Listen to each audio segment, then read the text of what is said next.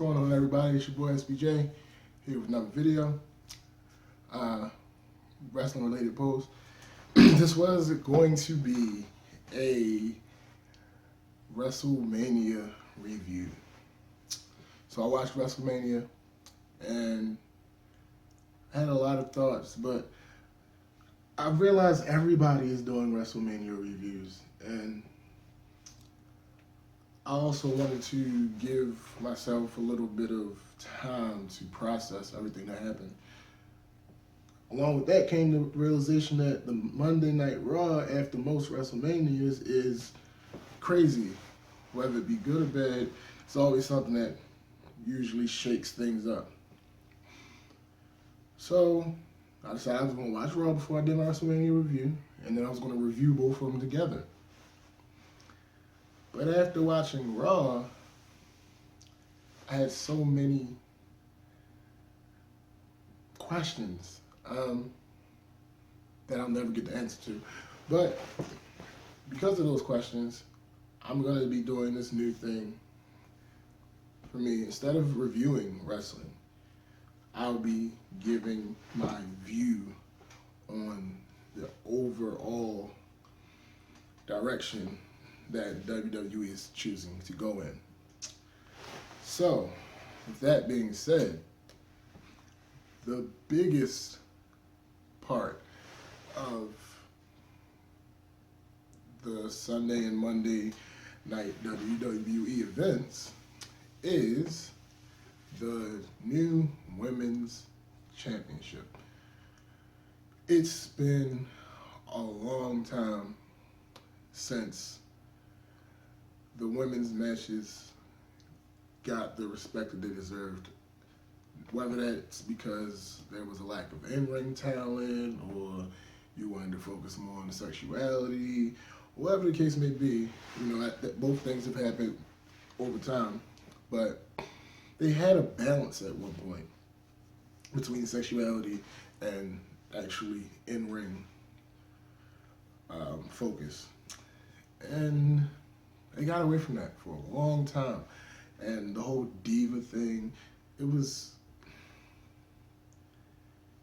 cool at first, and then it became overbearing a bit, and you just had the situation where 90% of the female roster was just models who you might eventually teach how to wrestle, but they weren't all that great. So now we find ourselves in a situation where they've gotten rid of Diva. There's no Diva title. There's no Diva section on WWE.com anymore. They are superstars. They are equals to the men, and I think that's amazing. With all the stuff that WWE's been doing with their promotional work, with their Be a Star campaign and all that other stuff, it's good to see some more progress in the WWE. And the talent right now is simply amazing.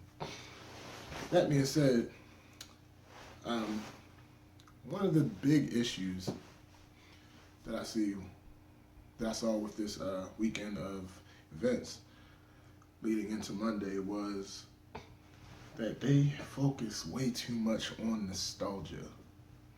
Nostalgia's great. We all love it because it brings us to a different time in our lives, and it lets us remember something that we may have been fond of, and that's great. Feel good story, everybody's happy. But that's only for the moment. It's fleeting. Nostalgia directly flies in the face of novelty. So when the nostalgia act is done, you go back to being mundane because you haven't really developed your current and future stars. So, we got Rock, Stone Cold, Mick Foley, Shawn Michaels, to a lesser scale, Tatanka, DDP,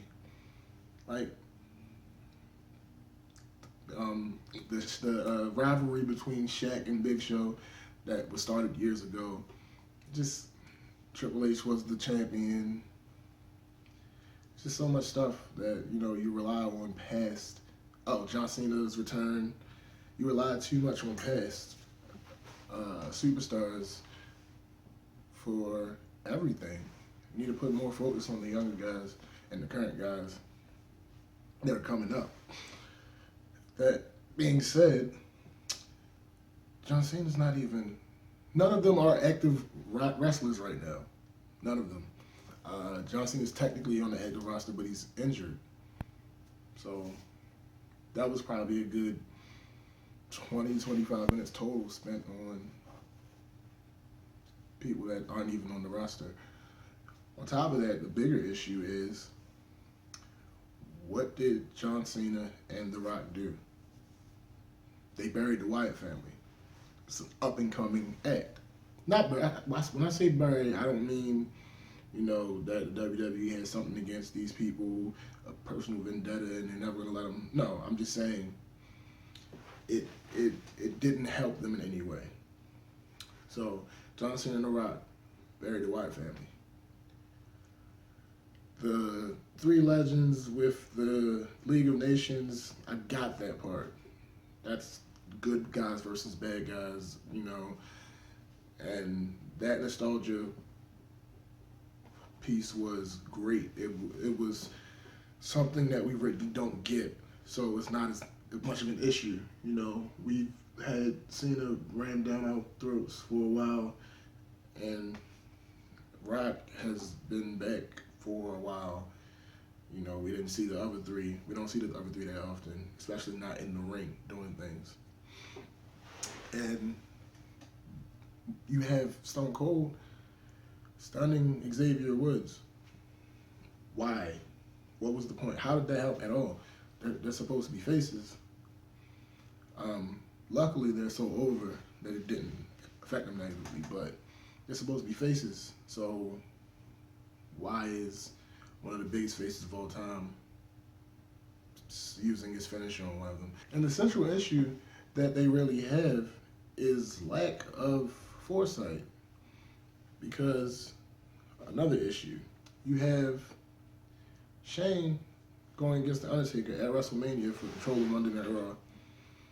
You have him lose that match, which after the match was made, it makes sense for Undertaker to win, but why would you make that match? Why would you choose Undertaker, of all people? So then the very next night on Raw, he comes out to say goodbye, and Vince is like, oh no, I won't be upstaged here. You take control of Raw. What? What was the point? On top of that, Vince made it clear that this was supposed to be temporary, but didn't say how long. And Shane may have said 5 sentences all night. Compared to other storylines in the past where there's been a GM or even a guest host, this was really a letdown. We didn't really see much interaction from Shane, and that's not, it doesn't really make any sense. On top of that, we get this influx of NXT talent coming up to the main roster. You see Baron Corbin. You see he's kind of been there, but it's recent. Sami Zayn. You get Enzo and Cass. There's talk of the Vaudevillians coming. Then you have the Baylor Club coming sometime soon. That's not NXT, but that's still more people on the active roster. And you have Primo and Abigail coming back. Now, are they trying to do some type of tag team revolution? Maybe. Oh, and Apollo Crews. So you have all this influx of new talent, but you aren't even utilizing the current talent on the roster.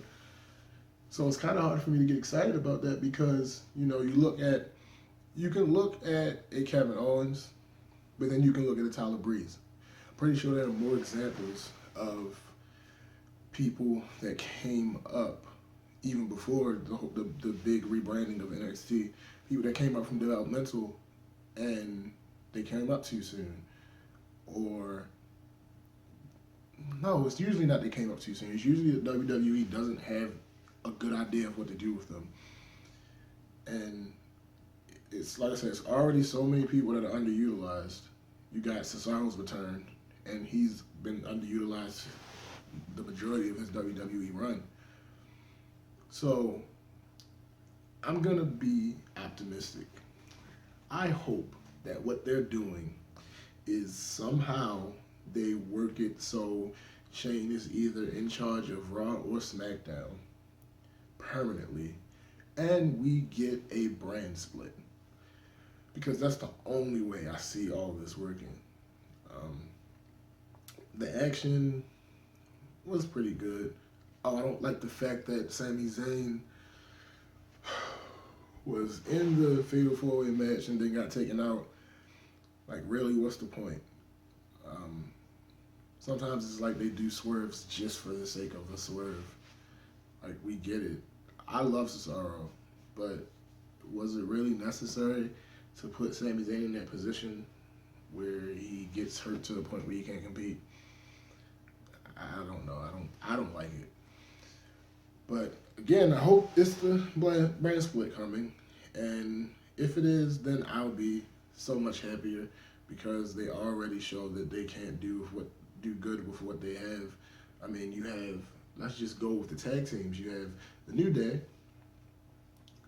which is an actual tag team. You have the League of Nations stable, which probably will continue to compete as a tag team. You have the Usos. You have the Lucha Dragons. You have the Dudleys. Now you have Enzo and Cass. The Vaudevillains are coming. The Baylor Club is coming. That's a lot. And they don't really use what they have already that well. They have spurts where they use them well, and then one or two teams fade into obscurity, and then you're left with the product as it was as of last week before the WrestleMania event. But make sure that you like the video if you liked it, comment, subscribe, share. See you guys later. Peace.